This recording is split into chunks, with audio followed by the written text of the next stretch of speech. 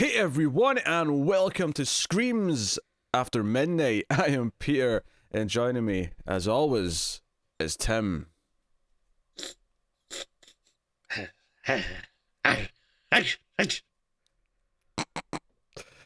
That's how you choose to start this. Okay. We are a horror movie podcast. We talk about horror movies every episode, and we we watch a movie, we come and we talk about it. Are we supposed to watch it this week? This episode, we're going to talk about The Girl with All the Gifts from 2016. This was actually the winner of one of the recent Patreon votes. Every month to patreon.com/MailFuzzTV. Our patrons at $5 and up get to vote between four movies. And this was actually 4 picks from The Crypt, which is also a Patreon submitted kind of list of movies. So this was Patreon submitted and then Patreon voted. So if you don't like that we're doing this movie, blame the patrons because they've had a big hand in this. So this is a zombie film from 2016 that I remember the trailers coming out for this, and it looked kind of different to most zombie movies. It looked a little bit weirder and a bit more arty, perhaps, than I typically expect a zombie movie to. So we'll start spoiler free. We'll give you a warning before we get into spoilers, and we'll go from here. So, so the basic premise of this, outside of just their zombies, is that our main character Melanie is a young girl who, for some reason, at the start of the movie is kept in a cell, and whenever she's let out of the cell, she's in a wheelchair, strapped and bound by her hands, feet, and even her head is kind of strapped back to the sort of back of the headrest. And everyone treats her and the other kids like they're super dangerous, like they cannot, and they call them awful things. They treat them like absolute scum. And we don't necessarily have context right away for why that is. Although, knowing it's a zombie movie, we expect that it's in some way related to the zombies. And basically, like a lot of zombie stuff, it's just kind of about scientists in the military looking for a cure for the overall pandemic. Also watched a movie about a pandemic of some sort in 2020. There was the odd little moment that was like, oh, he's really rubbing that hand sanitizer all over his face. That's there's a lot of hand sanitizing, some face masks. Yes. Yeah. Yeah, a lot of relatable things in present day. So, Tim, how did you feel about The Girl with All the Gifts? I liked it quite a bit. I think the strongest part of this is definitely the story and the premise. I feel like, every time like a zombie movie comes out, people try to, talk about like, find like a new take on zombies, like a unique premise or whatever. And I feel like it's usually not the case. Like it's usually like, oh, hey, look at this new take on zombies. And it's like, well, it's just zombies, but in a strip club or something. Like it's not, like that new. Like, yeah, check out our review of Peelers for said strip club zombie movie. Yes, continue. I feel like so often it's just like people putting zombies in a specific location and then saying that's a new take, which really isn't. But I feel like this is genuinely like, oh, here is something different with zombies that I've never seen before. So I really liked it for that aspect. I will be like a little critical about some of it though. Like I do think that there's a lot of stuff that I feel like suffers where maybe like I don't think it's like I don't think there's much interesting stuff like in terms of like the direction and like the way like the zombies look and stuff. There's a lot of stuff that kind of feels just like a generic zombie movie to me, where okay, if you didn't have this interesting take, there really wouldn't be much here. So I do feel a little critical in some aspects of that, but again though, I think the story and the characters were interesting enough that it does actually make it like good and worthwhile. Interesting. Something you said there that I'm going to pick up on. You said that you weren't feeling much with the direction. Now, there's something more specific there to what you meant by that, but I actually think one of the strongest elements of this movie is its direction, particularly the camera work and the visuals and how it chooses to shoot a lot of it. No? Did you not feel that? There wasn't really anything that stood out to me about that. Interesting. Okay. Because I actually agree with some of what you said there. Some of the things you said about the generic zombie elements kind of being the weakest element of the movie. The way the zombies act, I would definitely agree, feels like almost like a parody of how zombies normally act in movies.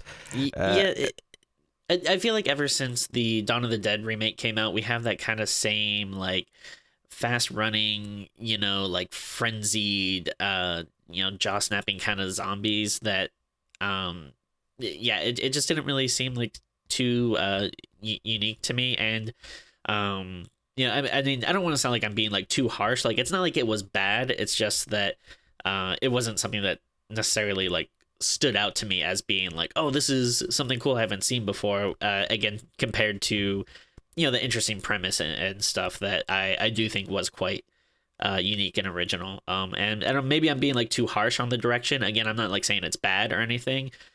Maybe just the kind of genericness of the zombies maybe makes me think that that was a little generic as well. So I don't know, maybe I'm not giving it enough credit, but yeah, that's all I'm trying to say though. I don't want to be super harsh or anything.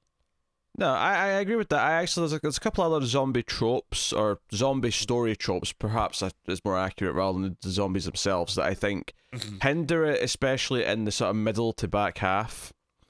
Because I think the opening is the strongest part of the movie. The opening, like 20-30 minutes, is really good, and this is where I'll disagree with the direction, because the direction I thought was razor focused. This first chunk, introducing us to this character who traditionally you immediately look at a small child and go, oh, sympathetic, and you have her treated so badly, so poorly. The tone, the way it presents kind of the characters, it kind of, it's almost like you almost wish you could go into this without knowing it's a zombie movie first, just to have it unravel throughout the way it reveals, okay, here's what's actually going on in the world, here's what these kids actually are, here's how it ties into this, and so on. Well, I'll definitely agree. I do think that first chunk when they're inside the complex was definitely the best part, and maybe it's when they get outside that I started maybe feeling a little more bored with some of the direction stuff. But I think you're right though. Like I didn't know much about it going in, except for I basically knew that it was a zombie movie and that was it. But like for the first 15 20ish minutes, I actually started to doubt myself. I was like, oh, maybe it's not a zombie movie, maybe I was thinking of something else, or I was wrong, I don't know. But yeah, I do like that there's that kind of mystery in the beginning. Well, yeah, you've got that thing as you're watching it where I think for the first like 10 minutes or so you're like, is this just more of a drama? Like, because when I talk about the direction being good, I'm not even talking about like how horror movies are typically directed. I just think the direction is really strong from a dramatic point of view. The way it focuses on her perspective of what's going on around her, the way it kind of introduces the various characters, which again is maybe more veering towards the script rather than the direction, but I think it introduces the elements really, really slyly in a way that immediately gives you sympathy for certain characters. There's a choice that Melanie makes early on that, even though we get to a point, like I say, 10 minutes in, where the horror element is finally started to be revealed, right? There's a moment where the teacher who teaches all these kids who are all strapped to these chairs, played by Gemma Arterton, she has this moment where Melanie tells this story, that they're given this assignment to write a story. And Melanie's story is so touching and is clearly relevant to her experience and her dreams of having freedom and her dreams of being kind. And because of the way they treat the kids, Gemma Arterton gets really emotional about it and goes up and kind of like pats her on the head, which is clearly a no-no. And Paddy Considine, who's also in the movie, he's like the sort of the lead soldier who's kind of there with protecting everyone. He comes running in and gets really angry and says, oh, you can't get close to them and touch them and do that. You can't do that. It's dangerous. And then he sort of like does a little demonstration to show why it's so dangerous. And then we get the first hints of, okay, these kids are dangerous. They are monsters. They're infected with the zombie virus. Now, they're different to regular zombies in that they still have intelligence and they still have all these things, but they do have the hunger. Which I said, as I was watching it, I was kind of saying to myself that this is obviously I don't have any of the rules of this, but it makes them feel more like vampires than zombies to me. Just with the fact that they have the intelligence, but then have the hunger to feed, even if it's not on blood specifically, and it's not, daylight doesn't kill them or anything like that. But it feels a bit more vampire-y in that sense. But immediately. It's funny because there was one like very specific scene that actually reminded me a lot of Let the Right One In. Really, because and then from there, I was starting to sort of guess, okay, how did these kids come into existence? And my guess was basically Blade, and I won't say if I was right or not. Yeah. Well, no, and the same way that Blade became like unique. Oh, gotcha. To what he is, like, you know, the Daywalker, the half vampire, half human kind of thing. I thought you meant that like the children watched Blade and became zombies. I mean, once you get past some of his one-liners, you do feel like a bit like a zombie. To be honest, I think that's a fair statement in there. Hell yeah, Blade rules. I don't know if it holds up, Tim. I don't know if I agree with that. It does. It doesn't. Anyway, the point is that we're interested in this horror element, but there's the choice that Melanie makes within about a minute or 2 minutes of that happening that makes you still sympathise with her, regardless of what you've just seen. So I think the movie's very smart right from the get-go of testing the audience's like preconceived notions of who you should side with, and also who you're sympathetic with, and it gives you this kid to be sympathetic with. It makes you sympathetic to the teacher because she's obviously reaching out and sees her as a you know a human or a being who deserves sympathy and deserves her attention and care. And I think it plays really well with putting you into this different world that we're not in yet, and just testing how we see characters. So the opening 20-30 minutes, I think, is really strong, and I was really on board with what it was doing. Totally. Once it gets out, and we get into the zombies, and we get into we have to travel across the country to get to a base because our bases kind of become unsafe. Once it gets into that, that's where some of the generic zombie tropes kind of start to, forgive the word, infect the movie, because I kind of felt like the goal, once they're out of the base, the first base, I was kind of like, I feel like there's been a couple of casual lines. Oh, we have to get to this other base because it might be safe. And I'm like, right, this is so vague. And it almost feels like when they were writing the script that they kind of said, you know, we don't have to really worry too much about their objective. It's a zombie movie. We can just write down, they have to get to point B. And that's it. Like, it doesn't feel like there's the goal in the movie feels a little bit just... An afterthought feels weird because the goal should be the first thought, not the afterthought. But it does kind of feel like the afterthought, where the movie's more concerned about the characters, and this is true for a lot of movies in a lot of ways, where it's more about the characters' interactions on the journey as opposed to the goal. But the goal in this feels so vague and just so just whatever. They have to get to this place because it's a zombie movie and they have to travel. Blah blah blah.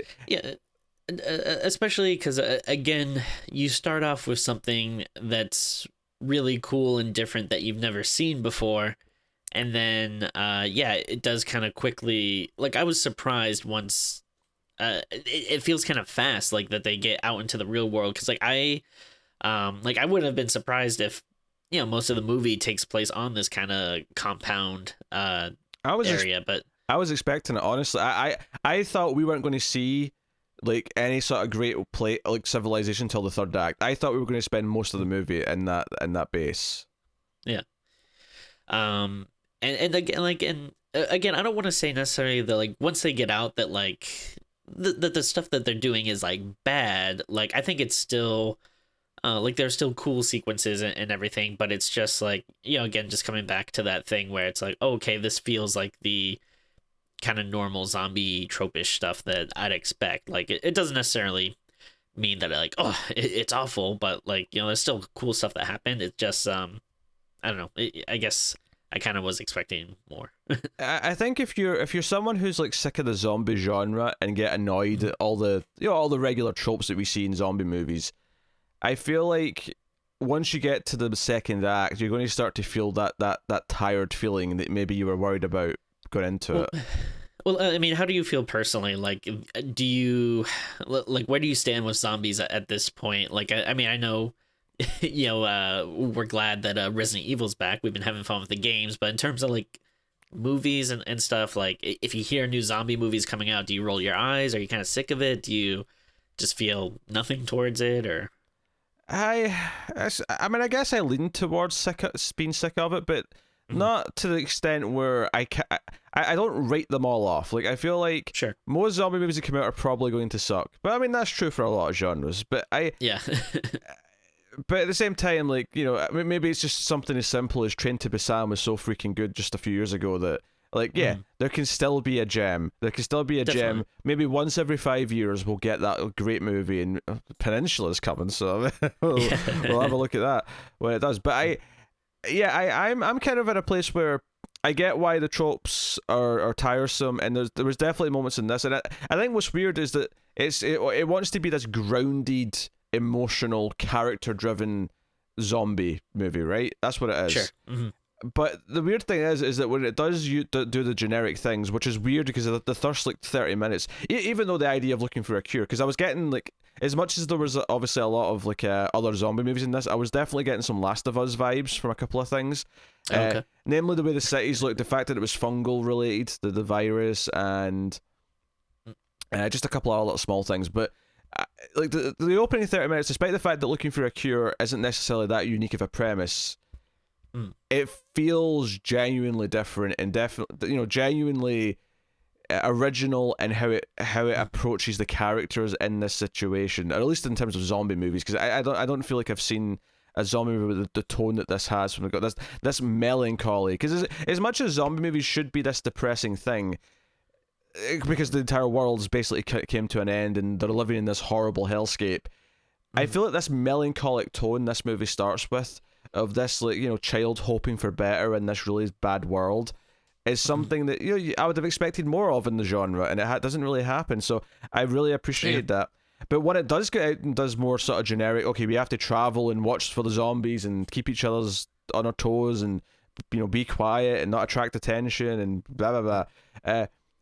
Some of the stuff is good. There's a scene where they have to sneak through a city, because there's actually an interesting mechanic unique to this movie they introduced, which is always good. See, when you can have like one mechanic that's unique to your zombies, is usually a good idea for a movie, I think. Yep. But because the Korean show on Netflix, Kingdom, which I would recommend watching, it's only 6 episodes per season, but their mechanic is that, much like vampires, zombies only come out at night. I mean, there's actually a little bit more to it that they reveal as it goes on, but I'll just say that. So basically, during at nighttime, it is like hectic zombie attacks, like they're fighting for their lives. But then when daytime comes, the zombies all disappear to like shade or whatever and go to sleep. So they've got like the day to prepare. So it's a mechanic, right, that makes it feel different. Like, okay, they can plan, they can think, they can, like, there's a different idea to it. That sounds cool. I might check that out. And this has a little mechanic to it. But like I said, some of the other zombie tropes that it does is that this movie's so determined with being almost like highbrow. It wants to be thought of as a movie with a message, and it does. Like, the ending does have its message, and we'll talk about kind of where it goes. But some of its zombie trope elements are so like, it's like the director and the writer are like not interested in them, so they're just kind of there. Do you know did you see who the writer was? Yeah, Mike Carey. Are you familiar with Mike Carey? Well, I mean, I'm assuming it's the same Mike Carey that's like a comic book writer that, you know, he did like a bunch of like Vertigo stuff, like like he had a long run on Hellblazer, and then he did, what was Lucifer, that's I can think of, and The Unwritten.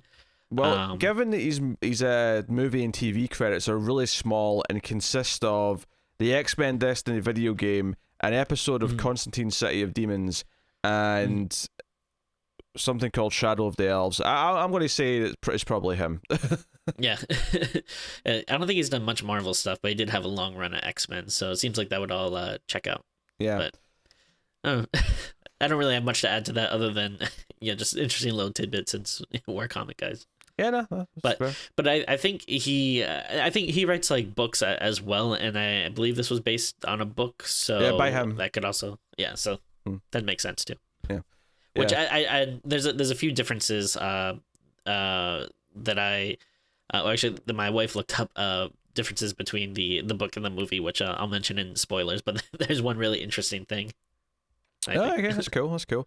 Yeah, it's funny because I felt really conflicted in the back half of the movie because there's definitely some dumb character choices that are made, which again kind of betrays the more grounded, like highbrow feeling that it's going for, because it is going for that, and I think it does succeed early on at that, and then it kind of, like I say, once the genre tropes start to kind of come into it, it maybe loses that a little bit, and it feels like it's almost at odds with itself a touch. But overall, I'd say it's good. I'd say it's worth watching, but definitely. I do think it doesn't quite reach the heights that it wants to, or that the opening like 20 minutes set me up for. Yeah, this was something that I'd actually wanted to see for a while. I've had it on my Netflix queue, for quite a bit. And it's just one of those ones like, I never got around to. But I remember when it came out, it was getting like a lot of, like indie love and praise and everything. So I was definitely coming in expecting like, all right, I don't know much about this, but I heard it's good. And I do think I was ultimately satisfied with it, and I would say it's good. Unfortunately, it's just not like amazing like I was hoping. I can totally see why for some people though they totally connected with it, and like, sure. The elements that make it work are stuff that really sung to some people. I totally get it, because. Yeah. And if anything, like if we're being maybe a little overcritical, I think it is because it seems like we're on pretty much the same page. Like maybe we're a little more critical just because of that opening being so good and interesting that it sets a bar. It sets a bar, and then the rest of it's like, oh, it's not quite as good as that. Yeah, and that that kind of hurts. But it's just it's different. It's trying to do its own thing, at least in places, and definitely at the start. Maybe it doesn't do enough of its own thing by the time it's deep into the movie. But the ending also kind of does. The ending's definitely making a point, and it is a movie with a statement. It's a movie with a message, if you will. And I think the message is good. I don't know if it necessarily nails like my feelings with the characters and tying up with the message and what it's doing. Yeah. I guess what I mean by that is that when characters make choices at the end for the message to sort of come across, I don't know if I necessarily find it satisfying from a character journey point of view, even though I find it satisfying from a movie message point of view. No, I'd agree with that. I think like the main character ultimately kind of makes this big statement that is a statement that I like and I agree with, but it seems like a little bit out of nowhere for the character. Maybe not completely out of nowhere, but maybe like, it seems like a little unexpected. So yeah, so then we'll give a spoiler warning then, so we can talk about everything else. I'll thank our Patreon producers at this point. So thank you to Alison M. Fordyce, Cindy Palacios, Tyler Hess, and David Short. They are all patrons at $20 or above, which is why they're producers. But you can support us on patreon.com/MailFuzzTV for as little as $1 per month, and you get a bonus episode of Screams After Midnight every month for that $1. Exclusive movie review that you can only get there, and there's a back catalogue now of about 15-16 episodes that you can go back and check out from the past year and a half or however long we've been doing them.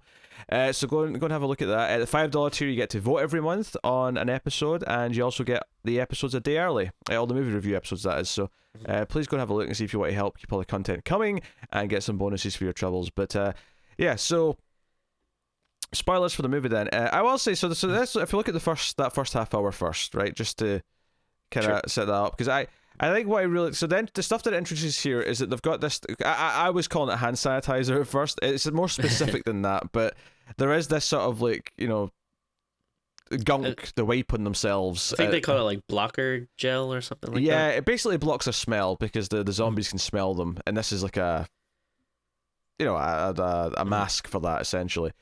And like I love that like first scene with it where I think it was like someone was like feeding them, and then they got too close or whatever, and then they like kind of like rushed like back into the hallway and was just like constantly like rubbing themselves with it. I just thought it was just like really cool. Yeah, no, it was really interesting. And again, in the context of 2020, this moment probably played more for us than it did in 2016. Because like, oh, he's really putting that hand sanitizer on. He's like really keeping it good. Because there's parallels to make with the zombie virus and what's going on in the world, right? It's just not, it's not difficult to make jokes comparing the two. But so it sets up. But what I really loved, which I really love the way it introduces the various characters, the way that it introduces that the teacher is sympathetic towards Melanie and the other kids, and the way that then Paddy Considine then sort of spits in his arm so that it's no longer the blocker on his arm, it's the, his DNA, right? It's his scent, and makes the other kid kind of like, go for his arm to prove what it is. But so there's a moment before that where Glenn Close, who we've not even talked about yet, is like the scientist who's like trying to, cure the planet. She's like the Wesker of the group, I guess, kind of like the big person in charge. I mean, that's a weird comparison given what Wesker does in Resident Evil, but sure, okay. Does that mean that in Get All the Gifts 5 there's going to be total human saturation? Oh, totally. But she she makes small talk with, because a lot of the soldiers, like they call them abortions, like they're absolutely awful to them. They treat them like they're absolutely vile dogs who shouldn't be treated like human beings. But and I think if anyone ever does call him a human or treat him like a human, they're very quick to say that's not human. That's not a human. Don't like. Yeah, it's like they're reminding themselves not to get too close because they're dangerous. And but Glenn Close, much like the teacher, but Glenn Close maybe in a more kind of neutral way will still sort of speak to her, Melanie, when she's in her cell as normal, and she sort of gives her riddles or games to sort of ponder, and Melanie will think of the answers, and she's pretty smart. But she says, hey, pick a number between 1 and 20, and she picks 13. And when she's getting up for class the next day, and they're wheeling out all the kids back to the classroom, the door number 13 isn't open, it's shut, right? So whoever was in 13, which was the ginger kid who was in the first classroom scene, he just doesn't show up, and it's like, oh, he's probably been experimented on, he's gone, he's dead. So when I said there was a choice she makes early on that makes us really sympathize with her, even though we've already seen her be kind of, like a carnivore, like a zombie. And even there's one disgusting scene where they feed her like maggots. So it's like, no, can't be having it. But when Glenn Close asks her to pick another number between 1 and 20, she says number 4, and I immediately got from Glenn Close's reaction that number 4 is her number. That Melanie picked her own number because she would rather sacrifice herself and see what's happening than to have someone else disappear. And it's like, okay, right, it's easy to sympathize with her at this point. She cares about her fellow kids, so she cares about, the adults too, but she cares about the others. And it immediately goes, okay, regardless of what we've seen, she has a heart. And I think there's a real soft spot for me when it comes to stories about characters who fear. It's basically How to Train Your Dragon, right? Where they all fear the dragons, and Toothless is the one who befriends an actual dragon. And by the end, it's a story of them realizing that the dragons aren't to be feared; they are friends, and they can be trusted. Right? It's Battlestar Galactica with the 1 or 2 good Cylons versus the rest of the Cylons. This is so Paddy Considine and the other soldiers, the way they treat Melanie and the way that they make it, because they make her wear a muzzle when they get out. Like they don't trust her to not bite them. Like they treat her so harshly, but every so often there's those little moments of like starting to talk to her like a human or to trust her to do something when they're out in dangerous places, and she has the ability to like walk around the zombies and they won't attack her because she's technically one of them. Like they have to trust her to do things, and she keeps her word and she does things. And anytime there's little moments of that where Paddy Considine decides to trust her with something, it feels like a big deal and it feels kind of heartwarming. Which does actually make something that happens at the end kind of bittersweet. Like, it really, because over the course you feel like he's becoming better. He's treating her, and not even blame him so much for how he does treat the kids, because once we get outside and we see the hordes of zombies at the fence and like everyone just try to like shoot them to make them stay back and stuff, we see how bad the world is. Yeah. So again, it's challenging. It's making us think about what's right and wrong, black and white, shades of grey, all these things. It's making us think about these elements. So I appreciate those ideas to it. And the first half hour is very much what does that. There's the small details as well. I like that when she is wheeled out in the morning because she's picked herself to go to this lab area. They have to take her outside, and when she sees the sunlight, I actually thought she was seeing the sunlight for the first time. I think technically it's maybe the first time since she was a baby, but same difference. It's just like she's never seen daylight before, and she's like paying attention to it, and she's like, "Oh, what's this?" And I guess we didn't really mention it, but the actress that plays Melanie is great. Like she's, like sometimes kid actors aren't always the best, but yeah, I thought she did a great job. Yeah, I thought she was pretty good. Pretty much 90% of the time. I think there was. I think there's a couple of things towards the end that felt a little bit. I think it's when she makes her choice at the end. It didn't click for me. Okay. And I think that was maybe less her fault as an actor and more the story. The character didn't feel like it was building to this, I guess, and it felt a bit off to me. But no, I agree she's good for the vast majority of the time.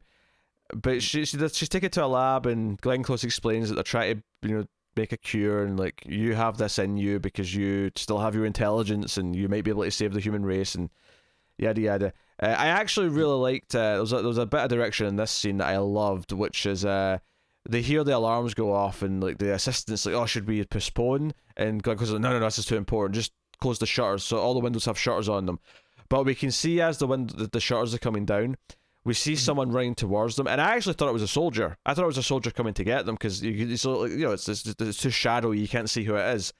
And it's actually a zombie who immediately like dives through the window and like grabs the assistant and bites her. I thought that was a really well directed moment. Oh yeah, like this is when they're still in the lab, right? Mm-hmm. Yeah. I really like this scene because it does feel like the first like full on like, hey, remember this is a horror movie still.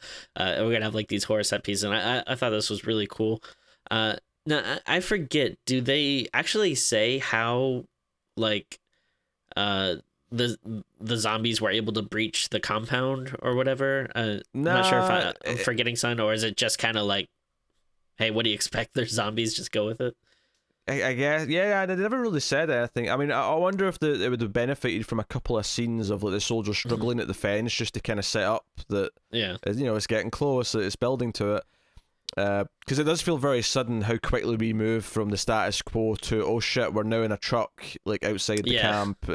Because when basically the assistant, like, because they turn into zombies really quickly in this. It's worth mentioning that like the assistant who gets bit here is a zombie within about 10 seconds. Like she starts like making that sort of chomping. I don't know if it was maybe the British angle, but it did remind me of like 28 Days Later a little bit. Yeah, there's some 20 Days Later in there, a little touch. And I'm not a big fan of that movie. We've not done that movie yet, and I'm sure we will at some point. But, I mean, no, I don't think it has its good qualities, because it does. I just think it doesn't... The whole is not the sum of some of the better parts, is all I'm saying. Interesting. I remember liking it quite a bit, but it has been a while since I watched it, so it might be fun to revisit. But there's a fun one because Melanie... Because Glenn Close sort of hides and sort of to save herself. But Melanie gets out, and when she gets outside, she's sort of running through the chaos of all these soldiers being bit by zombies. There's like a nice one here where it's kind of like just the camera's kind of like dancing around and showing various things happening. There's a lot of chaos, so it feels quite impressive. And she ends up saving the teacher, Arterton's character. She jumps in and like stops the zombies, but she also stops. She kills two of the soldiers, one of whom is played by I can't remember the actress's name, but Naomi from The Expanse, which was kind of her first mistake for me. It was like, oh, you just killed Naomi from The Expanse. I'm not happy about this. What you did. I don't care if she's been mean to you the whole movie. I'm not on board with this. Not the worst thing she kills though to make me not root for her though. I'll just more on that later. And I forget if it was maybe this scene or a scene later on, but I think there was something around here that just kind of reminded me of Let the Right One In. I think just the idea of like a child jumping on an adult, and then like I think they even go for the neck and stuff too, which I mean obviously I'm not saying like, oh, they ripped it off or anything, but just like, oh, hey, that kind of reminds me. Yeah, similar visual. She has this thing where after she's eaten, she's into sort of a state of euphoria for a little bit, and that happens here in the middle of the battlefield. Yeah, so what I take it happens is basically these kids technically are zombies, but it's just they only really become zombified if they're hungry. Like as long as they're or I don't know if that's only true for Melanie, but no, I took it that it seems to be true for all these kids that are of their type. So basically, like, yeah, if if she's hungry, you gotta watch out. But yeah, like which also actually, it also kind of reminded me of was iZombie a little bit. And I'm talking more about the comic than the show, because I'm not sure if they did this angle in the show, but at least in the comic, it was like she, the more she ate, the more she resembled actual human and could speak and talk and. Yeah, no, that was in the show. The mechanic was she was completely normal, but if she went too long without feeding, she would like start to revert into more of a what they call a Romero in the show. Yeah. Which I really like that phrasing. Yeah, that's one of the few instances where I kind of don't mind it. I was joking on Twitter, like, I hate in zombie movies whenever they like just refuse to call something a zombie. That's made me like, groan as well. When they finally started using the name that they use for the zombies in this, they call them the Hungries, and I'm like, what? Like, just call them zombies. Like, we all know they're zombies, and like I know, like, I think it was like The Walking Dead, like Kirkman said, like, it's a universe where zombie movies don't exist, so it's like fine, whatever. But that can't be true of like every like zombie movie. I think Walking Dead, it doesn't bother me to call them walkers because it ties into the title of the story, right, for a start. And it sounds not bad, right? Calling them walkers because of The Walking Dead. Yeah. There has some logic to that, right? Yeah. But it feels like every movie has to do it, so like every movie is trying to think of the phrase that's going to be unique. So I feel like... And I'm okay with, say... Because in the same context, if you're in a world that doesn't have zombies, I'm okay with calling them the infected. Because that's just an accurate term for what they are. They're infected with the virus, right? So it doesn't sound like you're trying to make a cool buzzword by saying the infected. I think the Hungries, though, feels like it's trying really hard. And I can't understand like how they came up with that name. Because, I mean, we all get hungry. Yeah. We're all, right. I mean, okay, technically we're all walking as well, but walkers is short for Walking Dead, right? As opposed to as opposed to a corpse who's just a corpse. Yeah. Yeah, there's it's a small thing, but it really did irk me every time they said it. Yeah, and it sets up like just how dangerous it is, like because they get this sort of armored truck, and it's this Paddy, Considine, a couple of other soldiers, Glenn Close, Melanie, and the teacher in the truck. It's okay, we can't communicate with the radios to get to this main base, so we're going to try and get there. We have to travel. And the truck eventually breaks down, of course, and so we do a really fun sequence going through the set because they set up this thing where these zombies in this movie basically completely rely on their smell, and they do have hearing. They can hear as well, but if you're quiet and you've covered your scent, you can actually sneak around them because they do kind of go to sleep. They don't lie down, but they kind of just sort of stand there and like. So we get a sequence where they're sort of sneaking around all these static zombies, and I thought that was a fun little mechanic. That was okay. This is something unique to this movie, a little bit different. Not that I'm saying there's never been a sneak around the zombie scene. My joke is they were like prepping this as they were explaining the rules before they did it. I was like, oh, so we're going to do a serious version of that Shaun of the Dead scene where they're pretending to be zombies. That's what we're about to do. You know, I like the little details here that felt thought out. Like at one point, Melanie says that the E blocker that they use to cover the smell that also has a scent, and it does cover the smell of humans, but if you know what the smell is, you can track that instead. So she can like track that smell. She says that later on, and I thought that was an interesting little touch as well, which made sense. It made sense to it. It's not like it's not scentless. It's just doesn't smell like humans. Yeah. So that was. I guess technically just like living animals. I guess because we see later on that they'll also chase animals. Yes, we do because Melanie eats a cat, the little bitch. And sacrifices a dog, basically. I mean, I like to think that the dog got away, but nah. I was actually mad for a sec. I thought, we're going to eat the cat, but you think the dog's too cute? How dare you? I was getting mad for a second, but then she used it as bait, and I didn't feel as bad. Because I mean, because they end up hiding in like an old hospital, and there's too many zombies outside because they have this moment where one of the zombies is kind of showing a maternal instinct.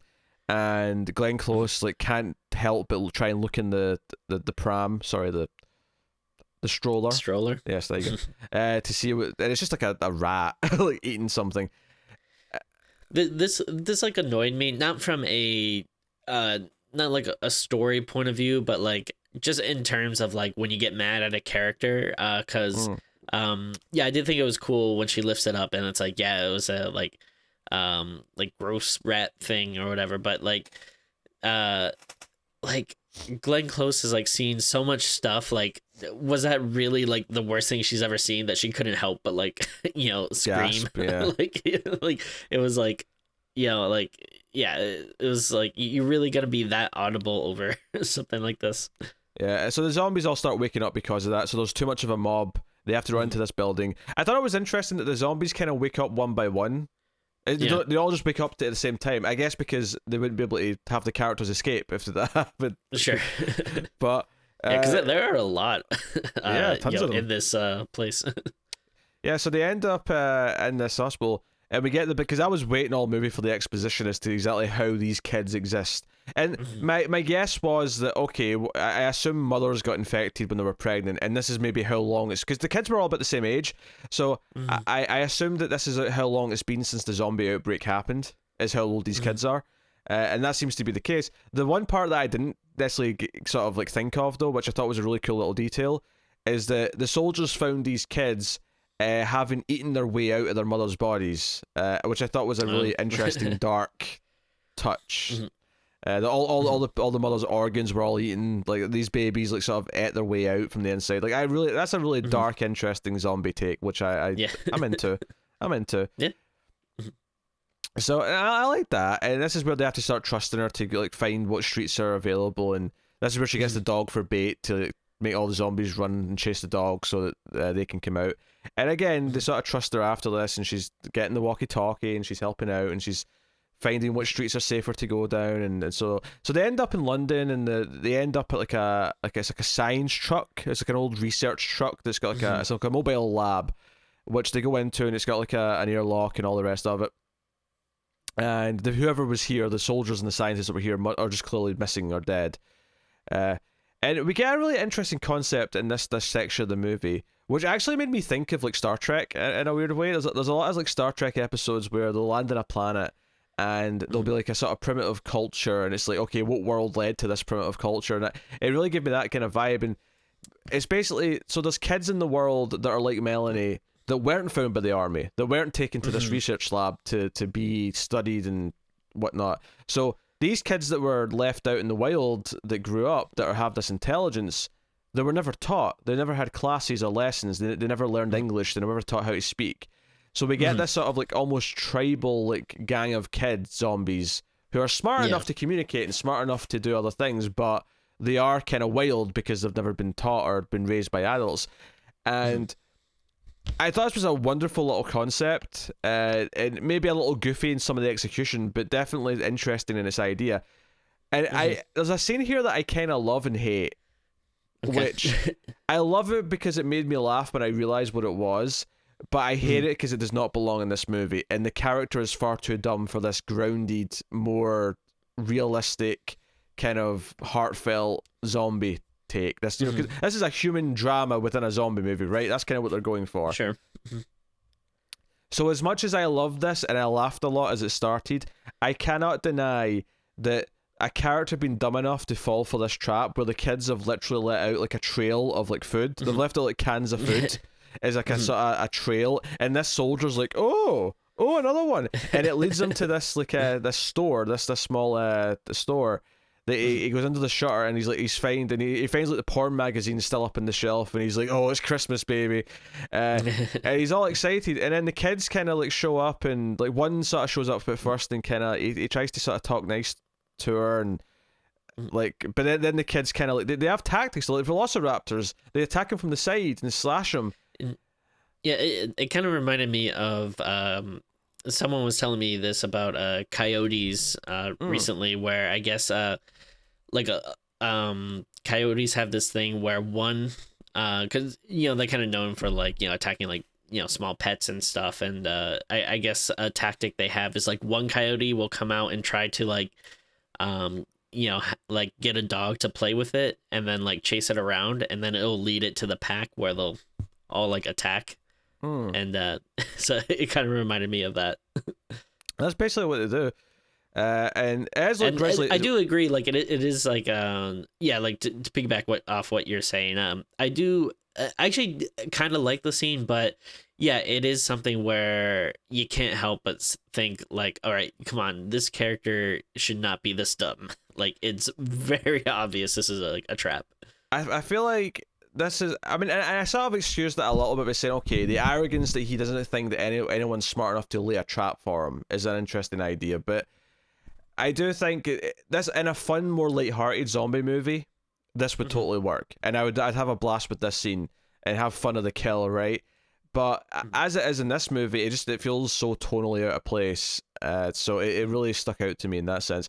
But when they find the body though, because Melanie gets the idea because she sees these kids all sort of like planning to go after someone, she goes back to the others and says, "Hey, he's in danger. They're going to go after him." When they find the body, because she can sort of sniff him out, he like, you know, we see the body, it's pretty grisly. Like, he's been picked dry basically. You know, he's completely empty.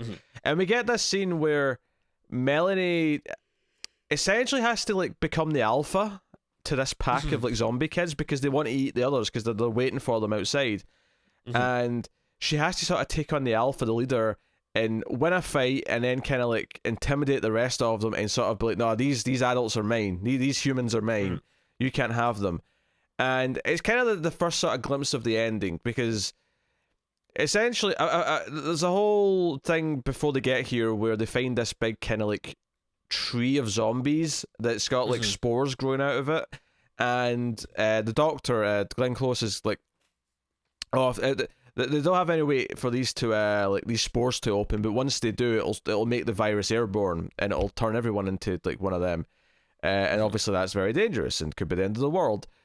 And this is maybe the first time when she's sort of like having this like fight with this leader, this tribe leader of these zombie kids who are also kind of smart. That is maybe the seeds of like, okay, there's potential new civilization here. There's a new race of being that has intelligence. And the first thing that I always think of in stories like this, or stories about robots and AI where the AI goes kind of rogue or humans are scared of it, is like, well, if you just teach it right from wrong, like, you know, and raise it and actually give it like, you know, experience and compassion, you know, maybe there can be coexistence and that kind of thing. So, and I think it's interesting with this scene too that we see her be like, you know, very violent and scary, but you know, as herself, it's like she's not like zombifying, you know, like she's not doing this out of hunger. But no, I thought that was kind of interesting. Unfortunately, the execution of the scene is a little bit goofy. Ultimately, having these kids kind of like growl and like chomp their teeth at each other is a little bit, you know, it feels a bit silly at times. It's much. I get what they're doing, but yeah, it's a little hard to take it seriously. When they get back though, Glenn Close, who's dying at this point, she's kind of been slowly dying throughout the course of the movie. She gasses the adults so that she's left alone with Melanie, who turns out doesn't have to breathe as much, so she's just kind of able to fight it. And Glenn Close pleads with her and says, "Look, I can cure this. I figured out how to do it, but I need your brain and I need your spine to do it. So you have to die. You have to sacrifice yourself." And she pleads with Melanie to give herself up to save the human race. And Melanie, and I love this point that she makes. She's like, okay, because earlier in the film, the first time we see her talk to Glenn Close kind of implies that she's still trying to figure out like if she's alive, if she's alive, right? Does she consider her to be like an animal or an equal? And Glenn Close openly says at the start of the movie that she's still kind of undecided, that she isn't really sure. And Melanie says to her here, you know, have you changed your mind? Like, do you see me as someone who's alive and who has a right and has, you know, choices to make and whatever? And she says, yes, you are alive. You are a living being. And Melanie says, well, why should then I die, or why should we die to save your race? Why is your race the one that gets to survive instead of mine? If we were alive, if we were a valid species now, then why should? And I'm like, I love that point. And I loved kind of that idea that it's going with. And then, but of course, where it gets a little bit off for me is the sort of the actual big thing that she goes to do. She leaves and sets fire to the tree, opening all the spores. spreading the virus airborne, essentially dooming the human race. And Paddy Considine's like out there behind her, comes up and like he kind of like slowly dies and turns into a zombie and begs her to shoot him. But it's kind of this sad thing where because he's not really spoken about his personal life, like what he was before this. There's like one moment early on where he kind of reveals that he, but you know, before all this, that he wasn't actually much of a soldier. He was a soldier, but he, you know, he did like, you know, basic work. He wasn't like in combat. He wasn't like some grizzled vet who'd like racked up kills. He was nothing like that at all. And he talks about someone as he's dying here, where he keeps saying her, like, you know, it's presumably his daughter, perhaps, that he's talking about, or maybe his wife, but he's talking about someone that he's lost, and it's the first time he really brings it up, and I kind of like that element to it. But she, you know, Melanie shoots him in the head, and basically is like, "I'm sorry, but like, this world is ours now." I think he says something like it's over, and then or someone at some point says like it's over, and her response is it's not over, it's just not yours anymore. Yeah. I think that's maybe the teacher who says that when she gets back, because the teacher's not affected because she's in the airlock, she's in the mobile lab, and Melanie apologizes and says it's not yours anymore, or you know, maybe she says that to Paddy Considine, I can't remember, but so, and then the final scene of the movie is actually that from within this lab, because I did like the sort of the flip here where she's kind of swapped roles with the teacher. Now the teacher's in a cage and can't go outside and has to be protected, and you know, and the kids are the ones outside. But we see her still teaching class. She's actually there to teach Melanie this tribe of kids, and also the other kids that, you know, were back at the base. Like they've collected all the kids who they could find. And Melanie's teaching them how to speak. She's teaching them things. She's raising this new culture, this new society.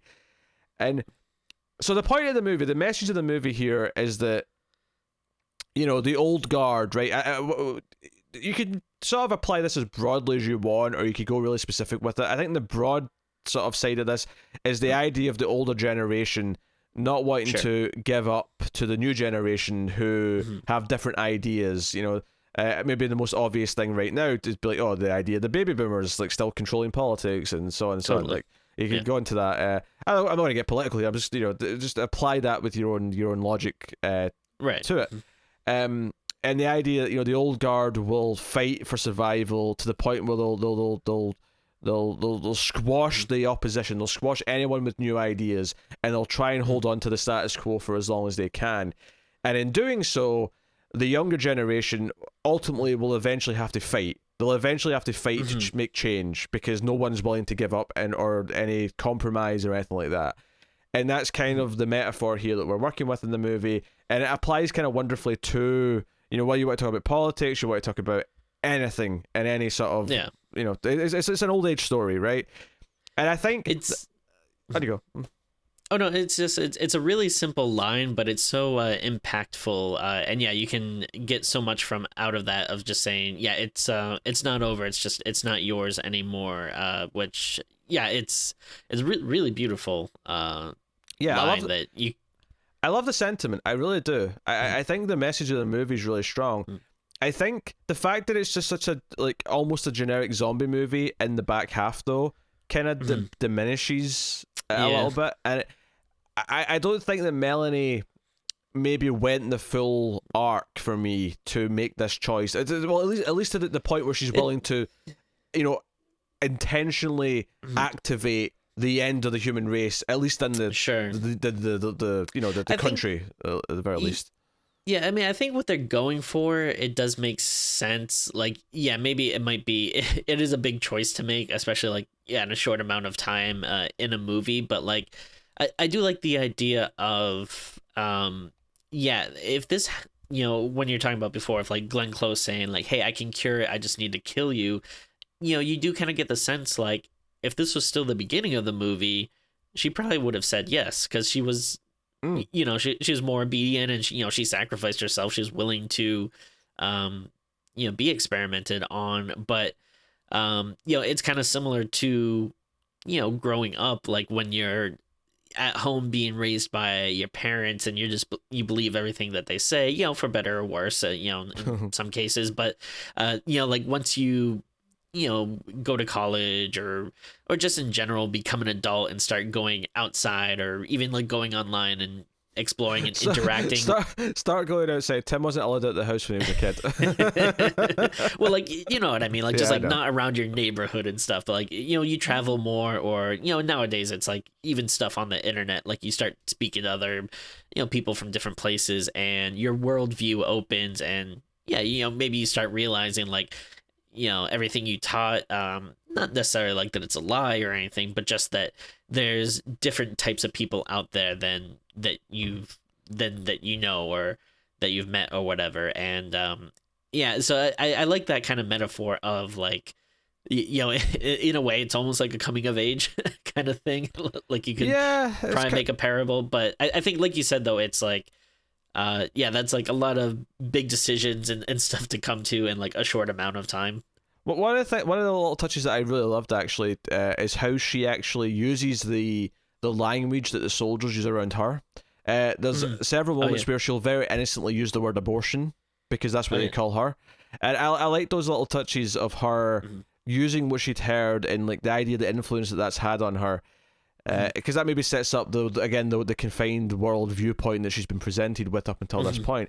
So I actually think all the ideas that the movie's going for are wonderful, and it's just if the execution, especially in the back half and the arc sort of really being defined, if that was just more refined, if that was just a little bit more thought out and clicked into place a bit better, I think this would be something really special. As it is, I think the movie is kind of a flawed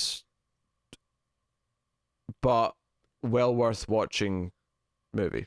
Like, yeah, I mean, I think I guess I'm a little bit probably about on the same page. I think it's good, maybe even like really good, but yeah, it is just missing a little bit of it where, like if stuff was just tweaked a little bit more, it could have been like great or amazing, but I mean, yeah, it's not bad, at all. I mean, there's nothing wrong with just being like good, Yeah, no, and I like that. I by the time we got to the ending, I sympathized. I grew to like Paddy Considine's character a lot more.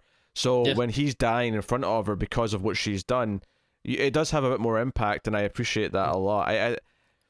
The only thing I thought was like a little silly is like, I was like, dude, like, did you really, like, she's fine on her own. You didn't need to come out looking for her. Like, I mean, I know, like, whatever, it leads to the scene of him dying, which was like really good and everything. But again, it's one of those kind of character traits that I was like, you should have just stayed back. She would have been fine. Yeah, but I mean, does that not actually help, like, with the drama here that he cares enough about her now at this point that he went looking for her, even though she doesn't really need the help. I mean, it's not. I mean, unlike some of the other dumb decisions in this movie, he didn't know she was going to release the virus airborne. Oh, sure. He had no idea she was going to do that. So it's not like he made a dumb choice in that sense.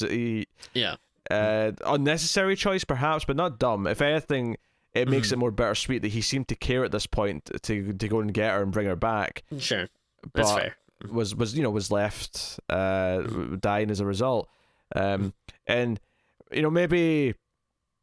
maybe selling that difficult decision that Melanie has to make, that she has to be willing to sacrifice some of the old guard for the world to advance forward. That maybe there's something in there that they could have explored a little bit more and given us. I don't know.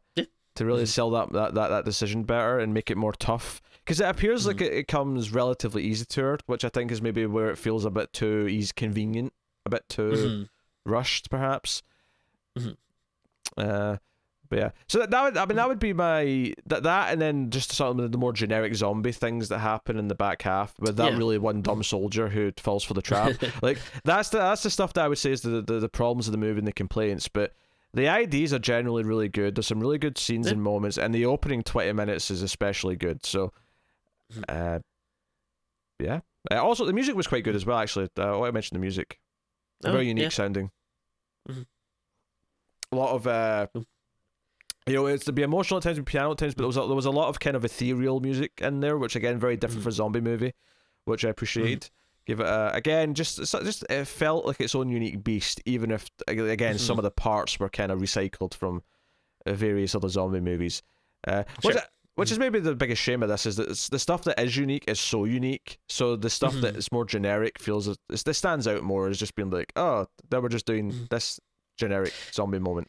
Yeah, like like it's not like the generic stuff is like laughably bad or anything. It's just stuff that like you've seen before. So it's even that stuff, at least it's not like horrible. It's just, you know, in context of the rest of the movie, stands out as, you know, not being as, you know, crazy or wild about it. Yeah, I think it's always weird with movies like this, that they almost sound like they suffer from sounding like we're being really negative or critical. Yeah. More so than movies that are much worse. And I think it's because it's good and we see the potential for even better. So we end up analysing why it doesn't reach that higher height more than we do maybe other elements, when, you know, it is worth praising all the things that it does do well, the good direction, the good ideas, the music, the cinematography. There's a lot of really great things in here to praise. And yeah, so I guess that pretty much does it. If there's anything else you would like to add, Timothy?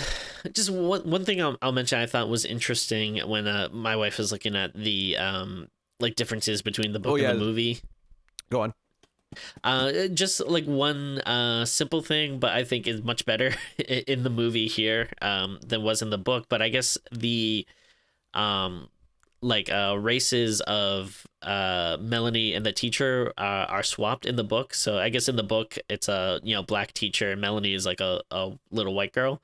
But which it makes it kind of seem kind of weird because then like you imagine the, you know, the end, like a little white girl putting a, you know, black adult in a, like, you know, basically in like a cage or whatever. Like it seems like kind of weird. So I don't know. Seems like a good change for the movie. It's a weird thing because I can almost understand the thinking behind it of saying that, you know, in the context of the movie, the old guard is just humans in general, but in the real world, we kind of think as the old guard has been old white people, right? Yeah, totally. Yeah, you know, that's I very think much. Yeah. Yeah, in a visual medium where you're actually looking at the people, I think that helps. And like we didn't really mention the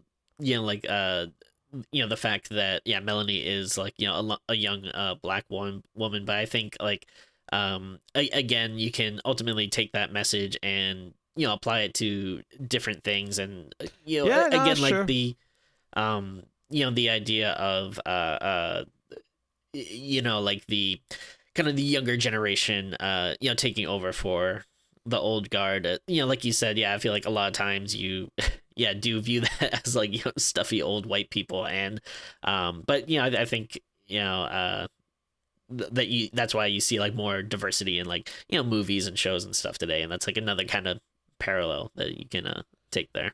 No, a lot to read into. So it has a lot of aspirations, and I definitely admire that. I definitely do.